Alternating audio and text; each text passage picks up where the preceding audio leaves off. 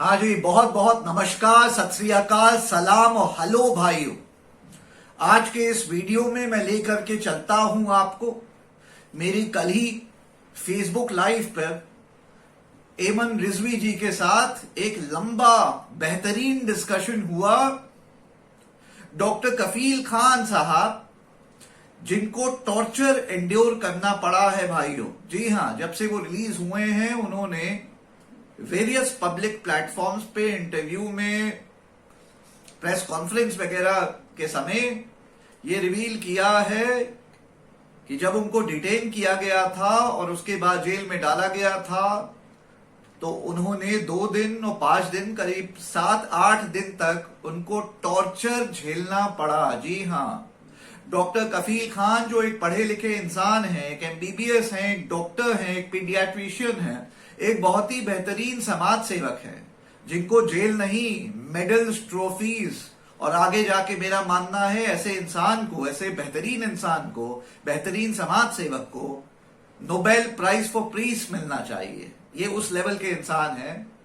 ऐसे बेहतरीन इंसान को जेल ही नहीं मिलती है, बल्कि जेल में और जेल से पहले डिटेंशन के दौरान टॉर्चर किया जाता है, जो कि कंप्लीटली गैर कानूनी है, जो कि गैर संवैधानिक है।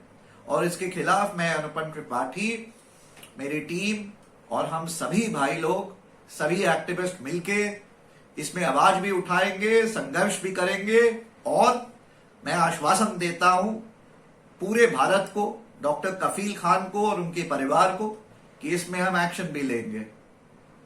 चाहे वो कंप्लेंट्स हो नेशनल ह्यूमन राइट्स कमीशन के साथ, और चाहे आरटीआई डाल के और आगे जाके इसमें पब्लिक इंटरेस्ट लिटिगेशन डालनी पड़े, एक जनहित याचिका डालनी पड़े सुप्रीम कोर्ट में, चाहे इलाहाबाद हाई कोर्ट में, वो सब किया जाएगा, मैं करूंगा। तो चलिए बिना समय नष्ट किए मैं आपको लेके सीधे चलता हूं ये बेहतरीन डिस्कशन जो मेरा और एमन रिजवी जी का कल हुआ फेसबुक पे। उसको आप लोग पूरा देखें। एक लंबा 1 घंटा, सवा घंटे का ये डिस्कशन है। इसको आप लोग देखें और एंजॉय करें, और मिलते हैं हम लोग जल्दी। जय भीम, जय संविधान। मैं आपके सामने एमन रिजवी। कोई है तो प्लीज़ आए, ज्वाइन करें। आज हमें ज्वाइन कर रहे हैं सुप्रीम कोर्ट के लॉयर हैं अनुपम त्रिपाठी जी, तो उनको वेलकम करें। कुछ ही देर में वो हमसे जुड़ जाएंगे। तो ए बादे सबा कुछ तूने सुना, ए बादे सबा कुछ तूने सुना, मेहमान जो आने वाले हैं, कलियां न बिछाना राहों में, हम आके बिछाने वाले हैं। अभी थोड़ी ही देर में अनुपम भाई कहूँ, अनुपम सर कहूँ, जो भी कहूँ, वो हमारे बीच आने वाले हैं। और आज मेरे फेसबुक पर वो मेरे साथ शेयर करेंगे और आपसे बातें करेंगे। तो कुछ ही देर में अनुपम भाई हमारे साथ होंगे और मसला फिर वही होगा कि डॉक्टर कफील को ही हम आज फिर डिस्कस करेंगे। हो सकता है बिहार इलेक्शन को भी डिस्कस करें। तो अनुपम भाई, आप जहाँ भी हैं प्लीज़ आएँ, जल्दी से हमें ज्वाइन करें। मेरा लाइव स्टार्ट हो चुका है। और सुप्रीम कोर्ट के वकील हैं और हमेशा एक्टिव रहे हैं, सुप्रीम कोर्ट में वकालत करते हैं, और एक नामी गिरामी चेहरा हैं, एक नामी गिरामी नाम है अनुपम त्रिपाठी साहब। और मुझे फेसबुक पे वो काफ़ी दिनों से ज्वाइन करे हुए हैं, मेरी फ्रेंड लिस्ट में भी हैं, और माशाल्लाह से हमेशा मेरे लाइव पर मौजूद भी रहते हैं और मुझे बढ़ावा भी देते हैं और अप्रिशिएट करते हैं। अनुपम भाई प्लीज़ आइए ना। आप तो क्या इमोजी भेज रहे हैं, किस तरह आएंगे? अब आप आइए, मुझे बताइए किस तरह मैं आपको लूँ। आप नज़र आ रहे हैं, मैं इसको क्लिक करूँ? क्लिक करा, मैंने ऐड करा, थैंक्स। अब आप बताइए, आप ऐड हो गए हैं क्या? अनुपम भाई, मैंने क्लिक करा, ऐड करा, आप बताइए आप ऐड हो गए हैं क्या? अनुपम भाई कुछ जवाब तो दीजिए, कोई एसएमएस ही लिख दीजिए, यहीं पर लिख दीजिए। मैंने कहा ना, मैं बहुत अनाड़ी हूँ, मुझे नहीं आता कुछ। अनुपम भाई मैंने आपको ऐड कर लिया। हाँ, हेलो जी जी अनुपम भाई। जी जी जी, अनुपम भाई, देखिए हो अस्सलाम गया जी। वालेकुम। जी अनुपम भाई, कैसे अभी हैं शुरू आप? में कैमरा ऑप्शन नहीं आ रहा था, मैं ढूंढ रहा था, बट फाइनली आ गया तो ऐड में हो सॉरी, गया। मैं बहुत नमस्कार अनाड़ी। जी, ईमान जी, कैसी हैं आप? मैं ठीक हूँ अनुपम भाई, आप कैसे हैं? मैं बहुत अनाड़ी की बंदूक हूँ, मुझे मोबाइल वोबाइल ज्यादा ऑपरेट करने नहीं आते। मैं बड़ा डर रही थी कि शायद मैं आज ऐसी गप्पे मार के चली जाऊंगी, आप नहीं आओगे। नहीं नहीं, तो कोई बात नहीं। मुझे भी ज्यादा मोबाइल टेक्नोलॉजी समझ में नहीं आता है, लेकिन जितना आता है आई एम हैप्पी कि अभी हम लोग जुड़ गए। तो जी, बताएं तो। मेरे जी, तो फ़ेसबुक पे शुरू किया आपका जाए। वेलकम जी, है, मेरे फ़ेसबुक फैमिली पे आपका वेलकम है और तमाम जितने लोग बहुत मुझे बहुत सुन रहे हैं शुक्रिया प्लीज़ आपको, आपके ये सभी अनुपम चाहने भाई वाले मेरे सभी व्यूअर्स को, जी। सभी भाइयों बहनों को। जी हाँ, तो ये मेरे भाई हैं, प्लीज़ आप इनको भी सुनिए। तो आज अनुपम भाई के साथ हम लोग थोड़ा बहुत डिस्कशन करेंगे, हो सकता है आपके समझ में आ जाए, हो सकता है कुछ लोगों के ऊपर से भी गुज़र जाए, हो सकता है बहुत सारे भक्त आएँ, हमें गालियाँ भी दें, तो सबका वेलकम है यहाँ पर। जी जी, बिल्कुल बिल्कुल बिल्कुल। तो अनुपम भाई आप शुरू करिए, आप मेहमान हैं हमारे, आप मेरे व्यूअर्स को जी बताइए। जी जी, देखिए, आज मैं बात करना चाहता था डॉक्टर कफील खान जी के बारे में। अब वो रिहा हो गए हैं, बहुत ही अच्छी अच्छी बात है। हम सब लोग खुश हैं कि वो रिहा हो गए हैं। और एक इलाहाबाद हाई कोर्ट का एक बेहतरीन एक जजमेंट आया 42 पन्नों का।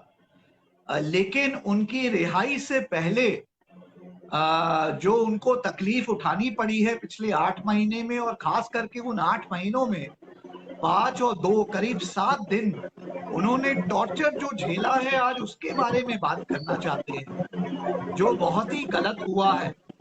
और भारत 2020 के भारत में एक पढ़े लिखे डॉक्टर, एक सामाजिक कार्यकर्ता, एक भले आदमी के साथ अगर इस किस्म का टॉर्चर होगा, तो वो 2020 के भारत को एक्सेप्टेबल नहीं होना चाहिए।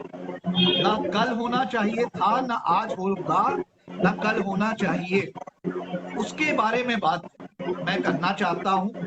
और इसीलिए आज इमाम रिजवी जी के साथ हम लोगों ने डिसाइड किया ये फेसबुक लाइव करें, क्योंकि ये एक बहुत जरूरी और गंभीर मुद्दा है, जो पूरे भारत को मंजूर नहीं होनी चाहिए। जो एक तकलीफ उन्होंने जो जो उनके साथ जो टॉर्चर हुआ है, he is being tortured. Doctor, okay, जो कि पीडियाट्रिशियन है, बच्चों का डॉक्टर है। इसने 105 कैंप लगाए हैं भारत में वॉलंटियर बेसिस पे, 50,000 बच्चों का इलाज किया है। जिसने सीए के काले कानून के खिलाफ आवाज उठाई है। इस किस्म के बेहतरीन इंसान, बेहतरीन सोशल एक्टिविस्ट, बेहतरीन डॉक्टर को एक टेररिस्ट की तरह ट्रीट किया गया। 2+5 7 दिन तक टॉर्चर हुआ। ये गलत है, ये नहीं होना चाहिए। उसके बारे में आज बात करेंगे। जी, सही कहा आपने अनुपम भाई ने जिस तरह बताया है जी आपको। अनुपम भाई जी आपका नेट थोड़ा इश्यू कर रहा है, आवाज़ थोड़ी कट-कट हो रही है। तो जिस तरह अनुपम भाई ने बताया कि हम तो किस खेत की मूली हैं यहाँ पर हम, जो मुझे सुनना है जब डॉक्टर कफ़ील जैसे गज़ेटेड ऑफ़िसर की रैंक में आते हैं डॉक्टर जो होते हैं, उनको एक जी आतंकवादी की तरह ट्रीट करा गया और 8 महीने तो जब वो जेल में रहे, जब वो एनआरसी पर बोले, लेकिन अगर उनका पीछे का जाकर कैलकुलेशन करा जाए, तो वो पूरे 2 साल जी, जेल में रहे हैं। तो उस 2 साल में करेक्ट उनको करेक्ट बिल्कुल करेक्ट। आतंकवादी जी बनाकर रखा गया, उनको भूखा रखा गया, उन्हें जी प्यासा रखा गया, उन्हें कैदियों के साथ उन कैदियों के साथ रखा गया, जो हमारे और आप जी जैसे नहीं थे, जो कातिल थे, देशद्रोही थे, जी उनके साथ उनको जी रखा गया। जेल में तो नेता भी जाते हैं, जी लेकिन वीआईपी ट्रीटमेंट जी पाते हैं, वो अलग बैरक में रखे जाते हैं। जी लेकिन डॉक्टर कफ़ील जी को एक मुजरिम बना के, एक आतंकवादियों की तरह बनाकर रखा गया और ये जी हमारे समाज जी पर, ये हमारे संविधान पर, ये भारत की इंसानियत पर, ये भारत की कम्युनिटी पर सीधा सन्नाटेदार तमाचा था, जिसके लिए हम सब जी एक हुए और हमने साबित करा कि ना कोई हिंदू जी रहा, ना कोई मुसलमान रहा, ना कोई सरदार रहा, ना कोई ईसाई रहा। डॉक्टर कफ़ील जी के मैटर जी में पूरी दुनिया से आवाज़ें उठी और वो कोई मुसलमान नहीं, वो मुसलमानों से ज़्यादा दूसरे मज़हब के लोग उठा रहे थे। जी जी जी। तो इसी के बारे में थोड़ा सा ऐमान जी, अब मैं जाना चाहूंगा, डिटेल में जाना चाहूंगा, आपके व्यूअर्स के साथ शेयर करना चाहूंगा। देखिए, सभी मेरे भाइयों, सभी मेरी बहनों, भारत के सभी लोग, आप लोग ये जाने, 29 जनवरी को 29 जनवरी को डॉक्टर कफील खान जी को मुंबई एयरपोर्ट से उत्तर प्रदेश की एसटीएफ स्पेशल टास्क फोर्स के 4 से 7 कर्मचारियों ने उठाया। दे पिक्ड हिम अप, ठीक है। उस समय उनपे जो आरोप था, कानूनन जो आरोप था, वो था सीए को लेकर के अलीगढ़ मुस्लिम यूनिवर्सिटी में एक भड़काऊ भाषण देने का, ये एक सोल आरोप था उन पे और कोई आरोप नहीं था, जिसको इंडियन पीनल कोड में जो रेलिवेंट सेक्शन है, जो प्रोविजन है, वो बात करता है of creating a rift between two communities, या दो कम्युनिटीज के बीच में एनिमिटी को क्रिएट करना, ये प्रोविजन है। ये इंडियन पीनल कोड का एक प्रोविजन है, कोई बहुत भारी ना देशद्रोह का प्रोविजन है, ना एनएसए का प्रोविजन है, ना कुछ ऐसा प्रोविजन है। ठीक है जी। उस बेसिस पे उत्तर प्रदेश की एसटीएफ इनको 29 जनवरी को उठाती है कि आंख पे पट्टी लगाई जाती है। इसको जाने आप लोग, समझिए। हम लोग बात कर रहे हैं डॉक्टर कफील खान की, जो एक डॉक्टर है, एक समाज सेवक है, पढ़ा लिखा इंसान है। He is not a terrorist, he is not a Vikas Dubey, he is not some hardened criminal या कोई मर्डरर या रेपिस्ट, कुछ नहीं। पढ़ा लिखा अच्छा इंसान है, सिविल सोसाइटी से आता है। ठीक है। आंख पे पट्टी लगाई जाती है और फिर इनको एक अनडिस्क्लोज्ड लोकेशन पे ले जाया जाता है। ध्यान से ये बात आप लोग सुने, अनडिस्क्लोज्ड लोकेशन पे ले जाया जाता है, पट्टी खोली जाती है, वहां ये देखते हैं, इनको पहचान में नई जगह आती है, 4 दीवारों के बीच में होते हैं। वहां पे 7 यूपी पुलिस के, यानी एसटीएफ के, उत्तर प्रदेश के स्पेशल टास्क फोर्स के जो पुलिस के कर्मचारी होते हैं, वो 48 घंटे तक, अगले 48 घंटे तक, 48 आवर्स तक इनको, इनके बुरा, देखिए मैं कैसे बोलूं, खराब लग रहा है लेकिन जो है बात वो बोलनी जरूरी है। तो जिन लोगों के थोड़े दिल वीक है वो थोड़ा संभाल के रहें, लेकिन बात बतानी जरूरी है। डॉक्टर कफील खान के कपड़े उतार दिए जाते हैं, ही स्ट्रिप्ड बट नेकेड, जो कि भारत में टेररिस्टों के साथ किया जाता है या दाऊद इब्राहिम के लेवल के लोगों के साथ किया जाता है, वो किया जाता है इनके साथ। He is stripped naked. उसके बाद ये एसटीएफ के कर्मचारी इनसे बेतुकी के सवाल पूछते हैं, इनके साथ बुरा व्यवहार करते हैं, मार पिटाई होती है। और डॉक्टर कफील खान के लफ्जों में मैं आपको बता दूं, डंडा लिया जाता है, एक स्टिक लिया जाता है, उस स्टिक से, डंडे से इनको बट के ऐस पे मारा जाता है, पीटा जाता है, और पीट पीट के इनसे एक सवाल पूछा जाता है। वो सवाल मैं आपसे शेयर करना चाहता हूं जो डॉक्टर कफील खान ने बताया है। इनसे पूछा जाता है ऐसा बेतुकी सवाल कि आपने, डॉक्टर कफील खान, आपने कोई चूरन बनाया है, उस चूरन को आप पूरे भारत में फैला देंगे और उस चूरन को खाने से भारत में बच्चों, महिलाओं, आदमियों, सबकी जान चली जाएगी। क्या आपने ऐसा चूरन बनाया है? डॉक्टर कफील खान जवाब में कहते हैं, नहीं, मैं डॉक्टर आदमी हूं, बच्चों का डॉक्टर हूं, मेरा काम है जान बचाना, जान लेना नहीं। ना मैं कोई लैब का आदमी हूं या कोई मैं साइंटिस्ट हूं जो इस किस्म का चूरन बनाएगा।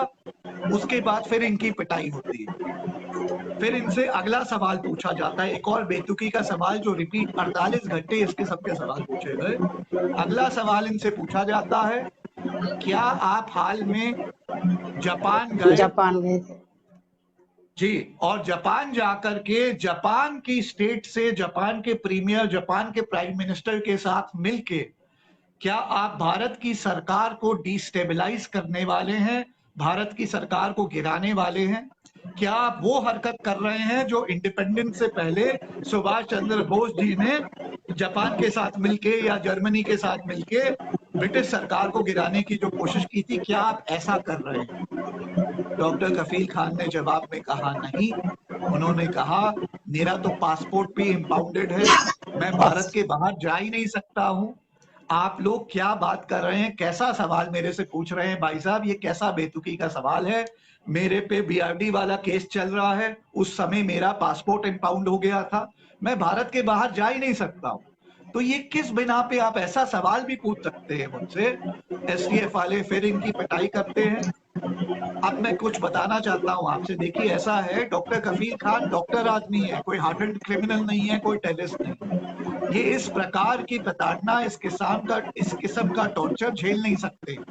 तो जब इनकी पिटाई होती है ये बेहोश हो जाते हैं। जब ये बेहोश होते हैं तो बाल्टी भर पानी इनके मुंह पे मारा जाता है टेररिस्ट की तरह, हाँ, ताकि ये जगे, अनकॉन्शियस से वापस कॉन्शियस हो। फिर क्वेश्चनिंग होती है, फिर पिटाई होती है। 48 घंटे तक ये चलते जाती है ये बात, ठीक है।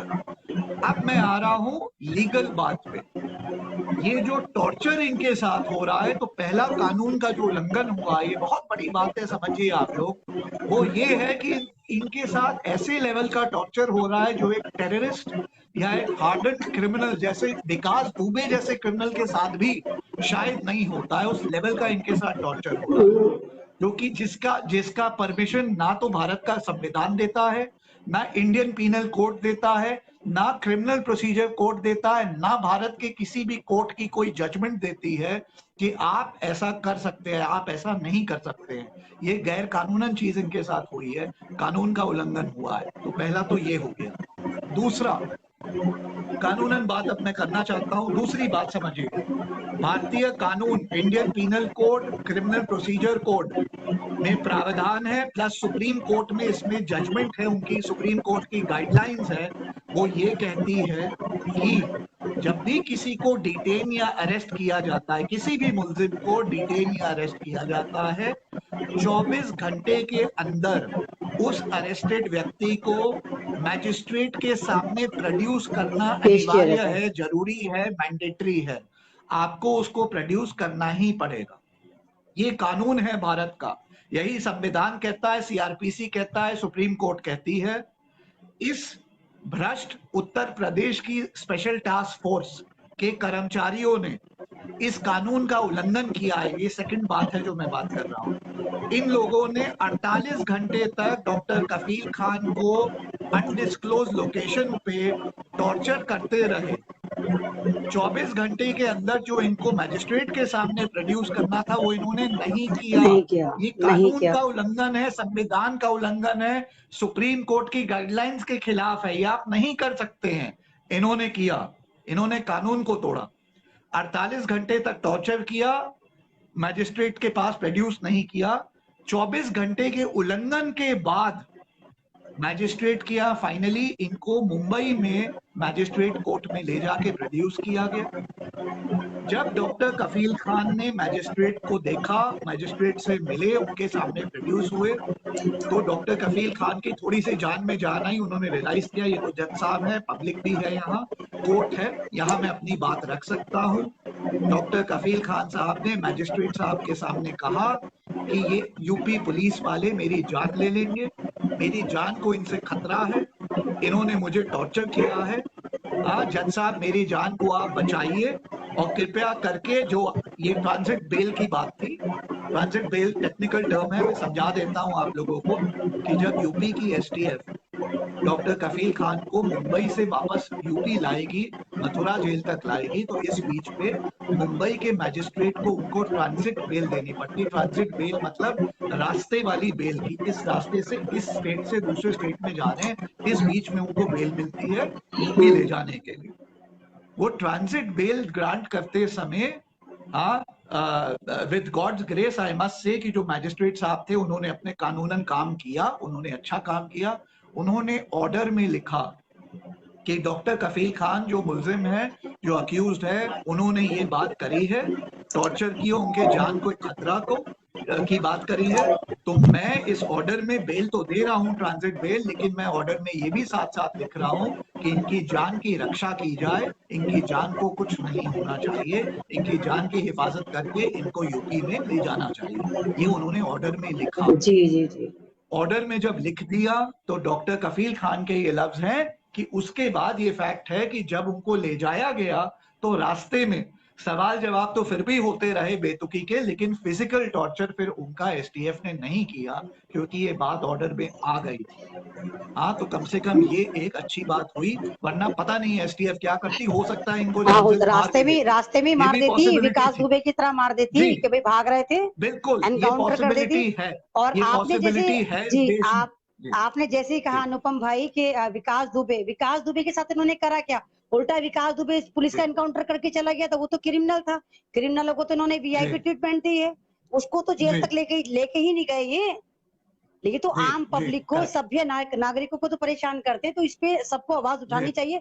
और यूपी गवर्नमेंट कटारे में आनी चाहिए कि देशद्रोह का मुकदमा उस पर दर्ज जी होना चाहिए कि उसने कैसे कानून जी का उल्लंघन करा, किस तरह संविधान की धज्जियां जी उड़ाई। तो इस बात में जी तो यूपी करेक्ट। गवर्नमेंट को कटारे में आनी चाहिए।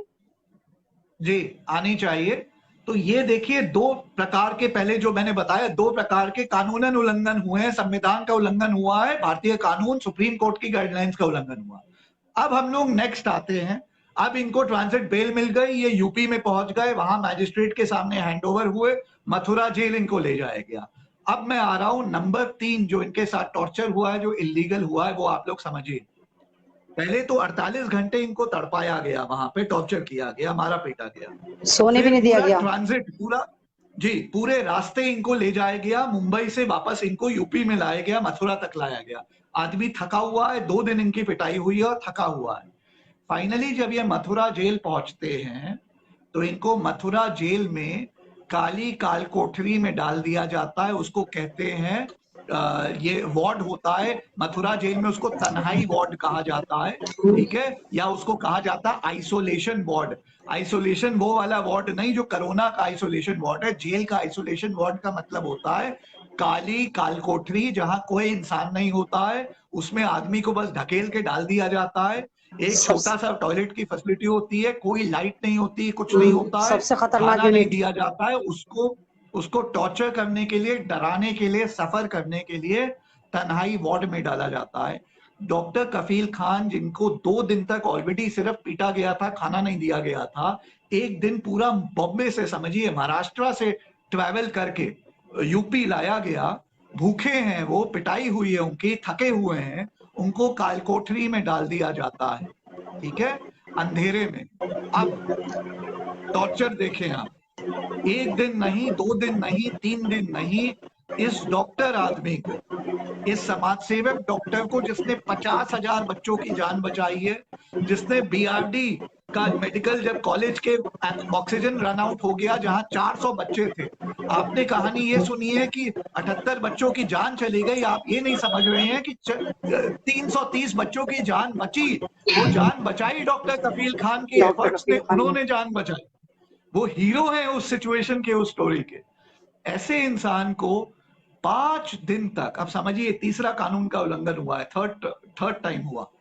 5 दिन तक डॉक्टर कफील खान को मथुरा जेल में काली काल पपियासा। कोठरी में डाल दिया जाता है, ठीक है, हाँ, तन्हाई वार्ड में, आइसोलेशन वार्ड में, बिना खाना दिए, एक रोटी नहीं मिलती है उनको।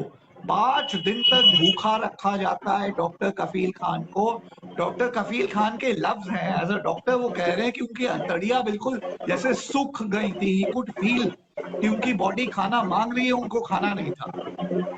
वो बेहोशी, वो थके हारे बिना खाना खाए जब बेहोश हो जाए, तो कोई एक संतरी जेल का आए जो कि पानी मारे उनपे बाल्टी भर का, ताकि वो जग जाए, बस ये देखने के लिए कि जिंदा है कि नहीं है, बस। कितने दिन में तो ये मरता है? तीसरा तो ये तीसरा कानून का उल्लंघन हुआ है, टॉर्चर हुआ है डॉक्टर कफील खान के साथ। इस तरीके का टॉर्चर सिर्फ एक टेररिस्ट या एक हार्डेंड क्रिमिनल, जिसपे 50 मर्डर के केसेस होते हैं, उसके साथ किया जाता है। एक समाज सेवक, एक भले डॉक्टर के साथ ऐसा कभी नहीं किया जाता है। समझिए, ये तीसरा कानून का उल्लंघन है, सुप्रीम कोर्ट की गाइडलाइंस का उल्लंघन है, जेल मैनुअल का उल्लंघन है, सीआरपीसी का उल्लंघन है, इंडियन पीनल कोड का उल्लंघन है। 4 कानूनों का उल्लंघन है, समझ लीजिए आप। ये तीसरा हो गया, ठीक है जी। अब समझिए आप, अब आगे बढ़ते हैं हम लोग। चौथा, टोटल 5 कानून के उल्लंघन हुए हैं, मैं उसी पे आज यहाँ बात कर रहा हूँ विस्तार से। अब हेमान जी आप समझिए, 5 दिन जो ये चला, एक दिन बीत गए। अब समझिए, जो मथुरा जेल का जो जेलर है वहां, जो पूरे जेल का इंचार्ज है, superintendent of jail, jailer of Mathura jail, वो हर दिन इनसे 10 मिनट के लिए मिलने आता है। भूखा रखा हुआ है, अंधेरे में रखा हुआ है, मर रहे हैं ये, हर दिन 10 मिनट इनको मिलने आता है और उस 10 मिनट में इनसे पता है क्या बात करता है। हाँ, इससे आपको समझ में आएगा कैसे नेताओं की, यूपी सरकार की कैसे फोन मिला के सारी मिली भगत है। समझिए आप, इनसे 10 मिनट आके इनका केस क्या है अभी बताइए। डॉक्टर कफील खान पे उस समय इन पे आरोप क्या है? भड़काने का आरोप, enmity between two religious groups का आरोप, भड़काने वाली स्पीच का आरोप, यही है आरोप। इसी जी पे जी जेल जी डाला गया है इनको, जी है जी। ना। जेलर आके इनको उस केस के बारे में बात नहीं करता है। जो जेलर है वो आके इनसे कहता है जो बीआरडी मेडिकल में जो बच्चों की डेथ हो गई और जो तुम बार बार आवाज उठा रहे हो कि अगर तुम बच गए, तुम्हें इनोसेंट घोषित कर दिया गया, तो उसका कौन जिम्मेदार है? यूपी का हेल्थ सेक्रेटरी, है ना, यूपी का हेल्थ मिनिस्टर। ऑक्सीजन जिन्होंने ऑक्सीजन सप्लाई के लिए पैसा नहीं दिया, पैसा वो खा गए, इसी कारण तो ऑक्सीजन सप्लाई नहीं हुआ, बच्चों की डेथ हो गई। डॉक्टर कफील खान इसके लिए आवाज उठाते रहे हैं। तो जेलर उनको बार बार कहता है कि आप बस वो आवाज उठाना बंद कर दो, हाँ, कि कौन जिम्मेदार है उन बच्चों की डेथ के लिए, और आपके साथ यहाँ पे सब ठीक हो जाएगा और आप जल्दी जेल से भी छूट जाओगे। ये उनको डेली आके कहता है, मतलब वो उनको गाइड कर रहा है कि पिंच इस करता था, बारे पिंच में करता था। आवाज उठाना बंद करो, हम्म। तुम जो आवाज उठाते हो चुप हो जाओ, ये कह रहा है वो। अब मुझे आप बताइए, वो जेलर है मथुरा जेल का, वो क्या अपने से कह रहा है या उसको कहीं से फोन आ रहा है? ऊपर से ऑर्डर। उसको कहा जा रहा है, समझाया जा रहा है कि जाओ इनको समझाओ इनको डेली, ताकि अकल समझाओ नहीं ठिकाने डराओ, पे आए। आप समझ समझाओ रहे हैं? अनुपम भाई, समझाओ नहीं डराओ, डराओ। जी, डराओ समझाओ नहीं समझाओ डराओ। मतलब समझ। और वो जो 90 तो बच्चे ये, मरे थे, उनका पोस्टमार्टम भी नहीं करवाया जी था यूपी गवर्नमेंट ने, अगर आपको पता हो, जी क्योंकि जी पोस्टमार्टम करवाती जी तो हकीकत आ जाती। तो उनके पेरेंट्स को जी डराकर ऐसे ही जो जो नॉन मुस्लिम थे उन्होंने जला दिया, जो मुसलमान बच्चे थे उन्होंने जी दफना दिया। तो पोस्टमार्टम होता, लेकिन यूपी गवर्नमेंट ने जी पोस्टमार्टम नहीं करने दिया था, कभी जी केस निकल कर आ वो भी जाए। वो भी इलीगैलिटी है, लेकिन कॉमन पार्लेंस में इट इज वेल नोन, वो बच्चे सांस ना मिलने के कारण मरे। अब वो सांस क्यों नहीं मिली? ऑक्सीजन सिलेंडर सप्लाई बंद हो गया था। वो सिलेंडर सप्लाई क्यों बंद हो गया था वो पेमेंट बाद रोक दी में थी बात यूपी आई। गवर्नमेंट ने। सिर्फ मात्र 78 लाख का एक बिल था जो पेंडिंग था बीआरडीबी मेडिकल कॉलेज में। वो 78 लाख की पेमेंट जो थी वो करनी थी भाई। बीआरडीबी मेडिकल कॉलेज यूपी की हेल्थ मिनिस्ट्री के अंडर आता, उनको पेमेंट करना था। सप्लायर को यूपी के हेल्थ मिनिस्टर, यूपी के हेल्थ सेक्रेटरी ने सप्लायर की पेमेंट नहीं करी, इस कारण से बच्चे मरे। जिसमें डॉक्टर कफील खान हीरो निकले, जिन्होंने प्राइवेटली अपने बल पे प्राइवेट सिलेंडर्स की अरेंजमेंट करी। 78 बच्चे मरे, लेकिन 330 बच्चे जिनकी जान बची वो डॉक्टर कफील खान ने अपने बल पे बचाई, जिसके लिए वो हीरो हैं। लेकिन जब वो बाइज्जत बरी हो गए उस केस से, कमिटी की रिपोर्टें आ गई कि इनकी गलती नहीं थी, ये तो हीरो हैं, हाईकोर्ट ने उनको बरी कर दिया। उसके बाद उन्होंने आवाज उठाई कि भाई अगर मैं बरी हो गया, मैं इनोसेंट हूं, तो किसके कारण से डेथ हुई? यूपी के हेल्थ डिपार्टमेंट, यूपी के हेल्थ मिनिस्टर। तो उसके बाद समझिए कि यूपी की सरकार को प्रॉब्लम हुई इनके सच बोलने से, और इनको इस झूठे केस में फंसाया गया। अब मैं आ रहा हूं अगली बात। ये तो मैंने 3 बता दिया जो कानून ब्रेक हुए। अब मैं चौथी बात पे आ रहा हूं, कानूनन बात जो कानून का उल्लंघन हुआ इनके पूरे इस पिछले 8 महीने के जेल में। देखिए ईमान जी, जैसे हमने बात करी 29 को इनको उठाया गया, ठीक जी है, जी जी मथुरा जेल से शिफ्ट किया गया, ठीक है। जी आपको याद होगा 10 फरवरी को डॉक्टर कफील खान साहब को मैजिस्ट्रेट से इस कोर्ट में बेल मिल गई थी। जी जी जी माने जेल गए, 8 दिन जेल रहे, 10 फरवरी को इनको बेल मिल गई थी। इस केस में इनको राहत मिल गई थी कि भड़काने वाले भाषण को, स्पीच को जब एग्जामिन किया मैजिस्ट्रेट ने, यूपी के मैजिस्ट्रेट ने, तो मैजिस्ट्रेट साहब ने पाया कि इसमें भड़काने वाली कोई बात नहीं थी और इनको बेल ग्रांट कर दी गई। अब कानूनन बात बताना चाहता हूं सभी भाइयों बहनों को, सभी लोगों को, इमाम रिजवी जी के सभी व्यूअर्स को बताना चाहता हूं, आपको बेल अगर आज मैजिस्ट्रेट साहब ने 12 बजे दिन में दे दी, 2 बजे दे दी, 4 बजे दे दी, तो आपको रात 12 बजे से पहले, सेम डे रिलीज हो। रात 12 बजे से पहले उस इंसान को जो अक्यूज था, जिसको बेल मिल गई है, आपको उनको रिलीज करना पड़ता है जेल से। ये कानून है। नहीं रिलीज किया तो उस ऑर्डर का उल्लंघन है, कंटेम्प्ट है उस ऑर्डर का। मैजिस्ट्रेट साहब जेलर ऑफ द जेल को बुला सकते हैं और कह सकते हैं कि तुमने जो है मेरे ऑर्डर को क्यों नहीं फॉलो किया। उसको इनफैक्ट सजा भी दे सकते हैं, मैजिस्ट्रेट साहब के पास पावर है। अब आप लोग समझिए भाइयों, कहने का मतलब 10 फरवरी को उनको बेल मिली, 11 फरवरी सवेरे डॉक्टर कफील खान को बाहर हो जाना चाहिए था, अपनी फैमिली के साथ हो जाना चाहिए था। ये है सच अगर कानून का पालन होता। लेकिन अब आ रहा हूं चौथा, जो कि कानून का उल्लंघन हुआ है इस बात में, समझिए इनके साथ। 11 फरवरी को डॉक्टर कफील खान को मथुरा जेल से रिलीज नहीं किया गया, 12 को नहीं रिलीज किया गया, 13 को 13 नहीं को नहीं रिलीज करा किया गया, गया, 14 को नहीं करा गया, 14 को रिलीज नहीं किया गया और 15 को पता चला। अब समझिए पूरा गेम बदल गया। अब तक इन पे एक इंडियन पीनल कोड का सेक्शन था, भड़काऊ भाषण का छोटा सा सेक्शन, बेल भी इनको 11 दिन के अंदर मिल गई थी और ये रिलीज हो जाते। ठीक है जी। इन पे सेक्शन लगाया गया एनएसए का, रासुका जिसको आप लोग कहते हैं, national security act. National security act भाइयों स्पेशल एक्ट है, जिसको ना मैजिस्ट्रेट सुओ मोटो लगा सकता है, ठीक है, ना पुलिस, यूपी पुलिस लगा सकती है सुओ मोटो। एनएसए किसी पे लगाने के लिए होम मिनिस्ट्री की क्लियरेंस चाहिए होती है।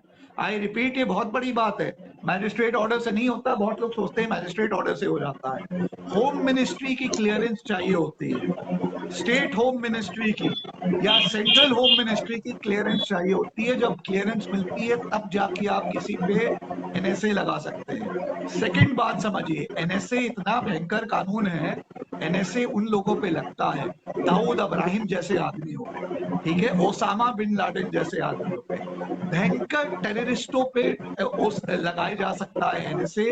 ये एनएसए इस केस में लगाया गया डॉक्टर कफील खान जैसे भले आदमी पे, जो बच्चों का डॉक्टर है, 50,000 बच्चों का इलाज कर चुका है, जो बीआरडीबी मेडिकल केस में पाया गया 330 बच्चों की जान बचाने वाला हीरो और मसीहा था। ठीक है, ऐसे भले आदमी पे एनएसए लगाया जाता है। हाँ, होम मिनिस्ट्री की क्लियरेंस के बाद, मतलब सरकार मिलके कहती है इस पे एनएसए लगा दो। इसको जेल से ऐसे निकलने आदमी नहीं पे देना, जिसकी, बस जेल से निकलने नहीं जी देना जी, बस। तो 5वें दिन के बाद, माने 4 दिन के कंप्लीशन के बाद 15 फरवरी को पाया जाता है इन पे एनएसए लगाया गया विथ रेट्रोस्पेक्टिव इफेक्ट। ये चौथी इलीगैलिटी है, समझ लीजिए। 4 दिन तक इलीगैलिटी हुई। एक मैजिस्ट्रेट के कोर्ट का ऑर्डर बकायदा जो बेल ग्रांट हो गया, कानून अगर फॉलो होता तो 11 फरवरी को इनको रिलीज होना जाना चाहिए था। आपको एनएसए भी तो आप 15 को लगाते, लेकिन 4 दिन डॉक्टर कफील खान को फ्रीडम मिलनी थी, कानून के अनुसार, संविधान के अनुसार, सुप्रीम कोर्ट के गाइडलाइंस के अनुसार, लेकिन वो नहीं मिली। उल्लंघन हुआ कानून का, ये चौथा उल्लंघन था। अब आते हैं, एनएसए लगा दिया गया, ठीक है जी। एनएसए के बाद आपको पता ही है, अब इसमें मुझे, इसके आगे मुझे ज्यादा बताने की जरूरत नहीं है, क्योंकि अब वेल नोन है। इलाहाबाद हाईकोर्ट के हमारे चीफ जस्टिस गोविंद माथुर साहब की बेंच की जजमेंट आ चुकी है, 42 पेज की जजमेंट, जिसने फाइनली 8 महीने डॉक्टर कफील खान जो बेचारे सताए गए एनएसए के कारण और ये सारा यूपी सरकार के विंडिक्टिव एटीट्यूड के कारण, फाइनली उनको रिहाई मिली है। एक बहुत ही अच्छा एक जजमेंट पास हुआ है, जिसमें बेल ही नहीं, उनको ऑल टुगेदर पूरा केस खारिज किया गया है एनएसए का उनके खिलाफ। और इलाहाबाद हाईकोर्ट के चीफ जस्टिस साहब ने ये तक कहा है कि यूपी सरकार का ये पूरा एनएसए का केस इनके खिलाफ गलत था, इलीगल था। जो स्पीच डॉक्टर कफील खान की थी, वो भड़काऊ भाषण छोड़ो, वो इनफैक्ट संयुक्त इंटेग्रिटी, भारत की इंटेग्रिटी और यूनिटी की यूनिटी को की बात बढ़ावा थी। देती थी। हाँ, अच्छी स्पीच थी और कुछ उसमें गलत नहीं था। और उनकी पूरी ये जो 8 महीने का उनका जो जेल था वो इलीगल था, जिसके खिलाफ एक्शन होना चाहिए। सुओ मोटो इलाहाबाद हाईकोर्ट ने एक्शन नहीं लिया, लेकिन ये डोर्स ओपन रखे हैं कि कल अगर डॉक्टर कफील खान की फैमिली, डॉक्टर कफील खान चाहे तो इसमें केस डाला जा सकता है, एक्शन लिया जा सकता है, कल इसमें पीआईएल भी डाली जा सकती है, वगैरह वगैरह। ये हुआ। तो ये इस प्रकार के जो मैंने आपको गिनवाए, इस प्रकार के कानून के उल्लंघन हुए हैं इसमें। जैसे मैंने बताया मतलब टॉर्चर 2 दिन, इलीगल डिटेंशन 24 घंटे। हाँ, उसके बाद यहाँ पे जो काल कोठरी में 5 दिन डाल दिया गया बिना खाने का, टॉर्चर। फिर जो जेलर आके इनसे बात कर रहा है, इनको मिस गाइड कर रहा है कि ये करो ये नहीं करो, डरा रहा है, वो भी उल्लंघन। और फाइनली जब इनको बेल मिल गई 10 फरवरी को, तो 4 दिन इनको इलीगली डिटेन किया गया। इस प्रकार के 5 कानूनन उल्लंघन हुए हैं। और ये आदमी फिर लड़ते लड़ते लड़ते बेचारे, जब पूरे भारत ने इनके लिए लड़ाई करी और फाइनली ये अब रिहा हो गए हैं और इन्होंने एक खुली, एक फ्रीडम की सांस ली।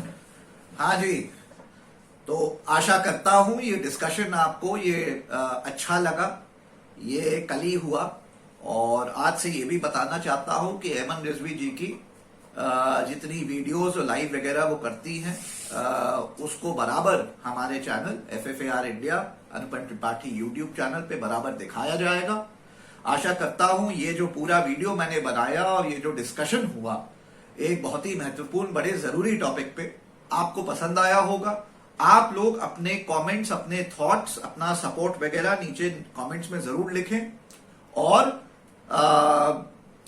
मेरी इस मुहिम में जो कि मुहिम है ये फिजिकल टॉर्चर के खिलाफ, पुलिस के फिजिकल टॉर्चर के खिलाफ, इसमें जुड़ना चाहे, मदद करना चाहे मेरी संस्था की, मेरी ऑर्गेनाइजेशन की, मेरी आने वाले दिनों में जो मैं इसमें स्टेप्स लूंगा, कंप्लेंट्स करूंगा, RTI वगैरह डालूंगा, PIL डालूंगा, तो उसमें आप मदद कर सकते हैं। मेरी संस्था की आप कैसे आर्थिक मदद कर सकते हैं उसके बारे में डिटेल्स नीचे डिस्क्रिप्शन में लिखा हुआ है।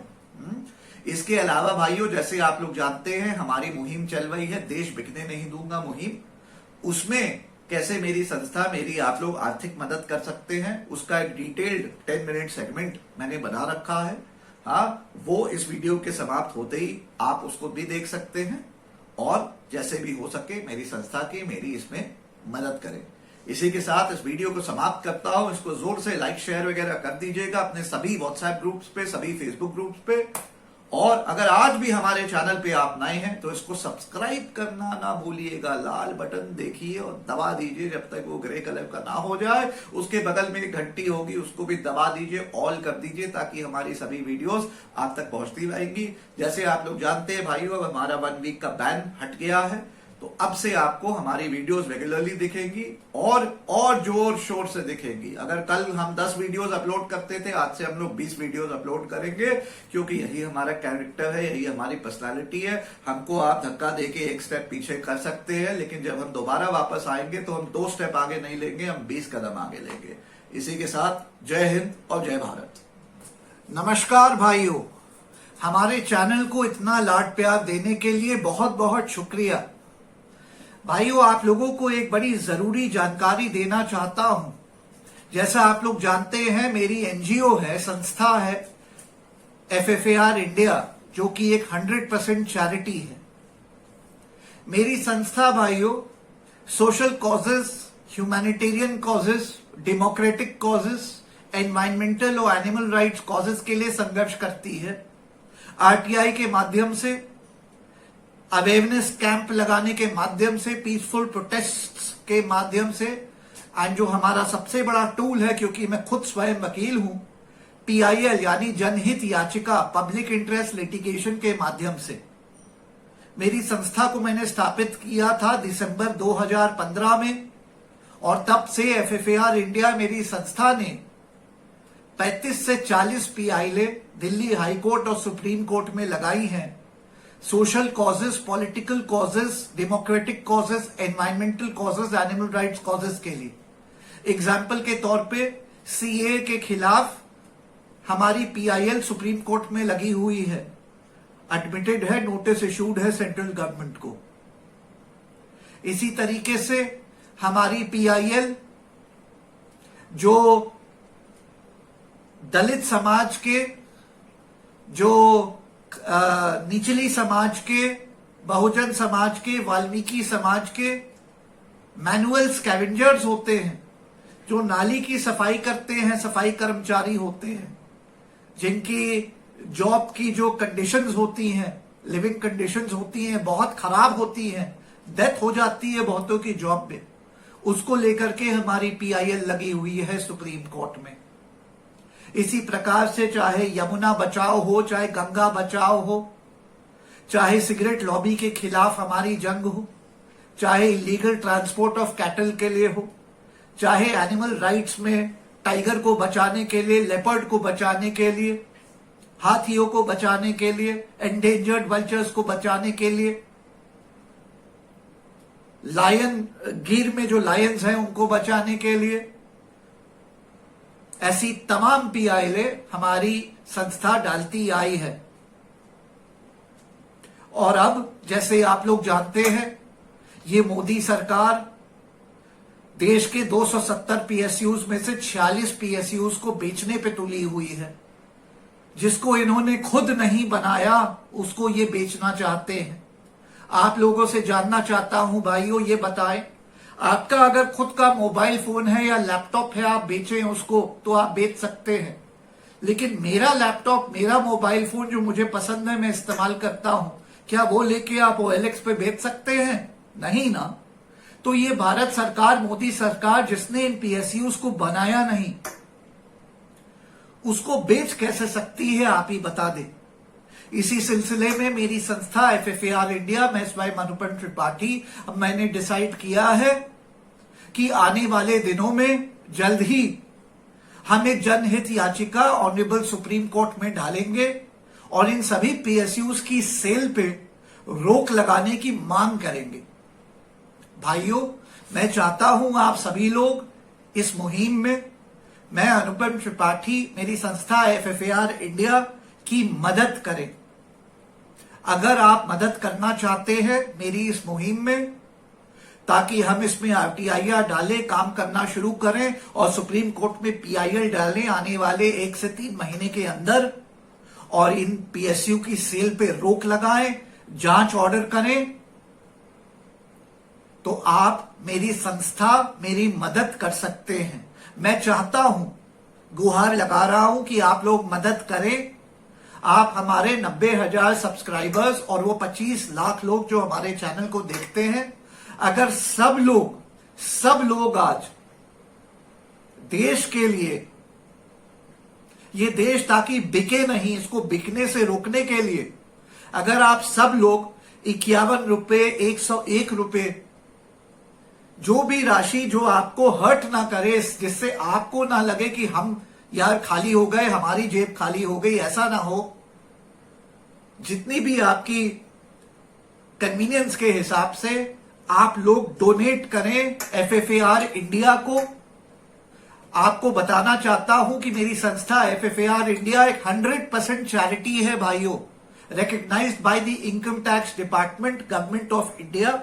हम एग्जेम्प्टेड हैं, और जो भी आप डोनेशन मेरी संस्था को इस विषय पे देते हैं, 51 रुपए हो, चाहे 101, चाहे 1000, चाहे 11,000, उस डोनेशन का 50% टैक्स बेनिफिट आपको वापस मिलता है। कहने का मतलब, जब आप अपना टैक्सेस फाइल करेंगे तो हमारी डोनेशन की जो रिसीट आप अटैच करेंगे तो आपको 50% इस पे टैक्स रिबेट मिलेगा, जो डोनेशन हमें आप देंगे इस सिलसिले पे। तो मैं चाहता हूं आप सभी भाई बढ़ चढ़ के आगे आएं, डोनेट करें FFAR इंडिया को। FFAR इंडिया को डोनेट करने के लिए पेटीएम कर सकते हैं। FFAR इंडिया के पेटीएम नंबर यहां स्क्रीन पे अभी आ जाएंगे। उसके अलावा हमारी नेट बैंकिंग डिटेल्स, ठीक है, और अगर आप बाहर हैं, इंडिया के बाहर, तो हमारा पेपाल अकाउंट का डिटेल्स और लिंक, ये दोनों डिटेल्स जानकारी मैं नीचे वीडियो के डिस्क्रिप्शन में डाल दूंगा। आप वो देख करके वायर ट्रांसफर, ऑनलाइन पेमेंट कर सकते हैं या पेपाल से पेमेंट कर सकते हैं। और जैसे ये नंबर यहां फ्लैश कर रहा है, पेटीएम नंबर FFAR इंडिया का, वहां पे पेटीएम कर सकते हैं। मैं चाहता हूं भाइयों, आप लोग सभी लोग, हाथ जोड़ रहा हूं, मेरी विनती है, अगर देश से प्यार करते हैं, सच्चे देशभक्त हैं और चाहते हैं कि मोदी सरकार को देश बेचने से हम रोकें, मैं अनुपम त्रिपाठी, मेरी संस्था रोके RTI और PIL के माध्यम से, तो आप लोग बढ़ चढ़ के हमारी मदद करें। क्योंकि भाइयों देखिए, ऐसा है, बड़ा क्लियर है ये, एक समय था जब सुभाष चंद्र बोस नेताजी ने कहा तुम मुझे खून दो मैं तुम्हें आजादी दूंगा।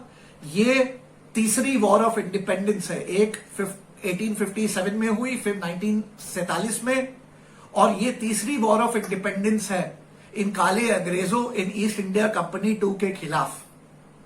और इसको जीतने के लिए मैं आपसे खून नहीं मांग रहा हूं, लेकिन कुछ आर्थिक मदद आपको देनी पड़ेगी भाइयों, क्योंकि आर्थिक स्ट्रेंथ के बिना ये जंग हम लोग नहीं जीत सकते।